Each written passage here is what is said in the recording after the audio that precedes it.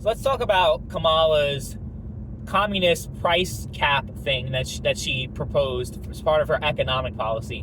What a fucking joke, by the way. And there's so many people that are voting for this clown. Like, okay, everyone's struggling, right? And people are talking about how grocery prices are off the fucking roof. Gas is like double what it was 4 years ago, and everything is just so much harder to afford. Inflation. But you have a sizable portion of the population that is happy to vote for the person who is pretty much responsible for all that shit happening, or at least has a huge part to play in it. Like, when things were just objectively better economically under Donald Trump's presidency up until the COVID pandemic, which you could say, well, Trump was president when COVID happened. Trump was president when the market crashed.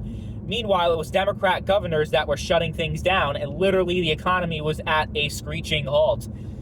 That's why we had the largest crash in modern history, was because of that.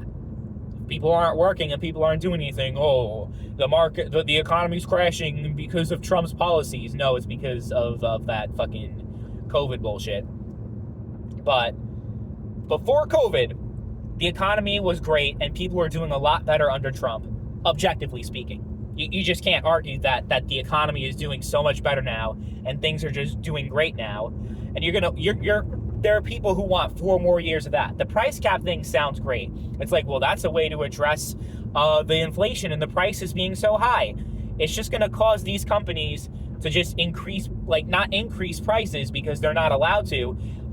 Like, there are big companies like Walmart that will be able to withstand that, but they're going to cut costs in other ways, whether it's, lower quality of their product, or maybe you'll have more shrinkflation. They're going to figure out a way to, pass that cost up to the consumer because they can't increase the prices.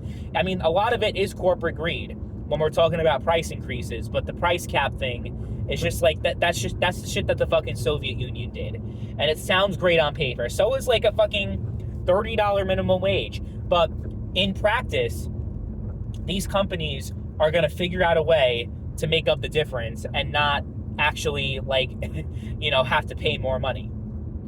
It's just how it is.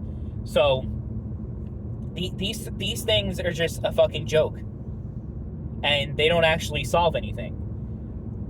And even if Trump gets in, he's not going to just overnight. The prices are never going to go back to the way they are. But inflation is definitely going to be a lot less of a problem under Trump, because it was not. No one talked about inflation from 2016 to 2020. It just wasn't an issue because inflation always happens, but what happened under Joe Biden was just off the fucking chart.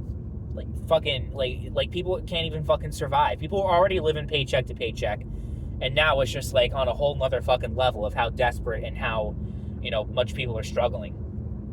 So as much as I'm feeling it, I don't I just have a bit of common sense that the whole price cap thing is not going to do anything. And then there's other parts like the child tax credit. The good parts of her economic policy was literally plagiarized from Donald Trump's platform and his policies. So it just shows how desperate and just how pathetic this campaign is, and how it's even more just sad that Harris has a strong base of support, because want to vote for anyone who's not Donald Trump regardless of the consequences. She literally had the same approval rating as Joe Biden right before Biden dropped out. So people associated Harris with the failed economic policies of Joe Biden, yet now suddenly people are supporting her. It just makes no sense whatsoever.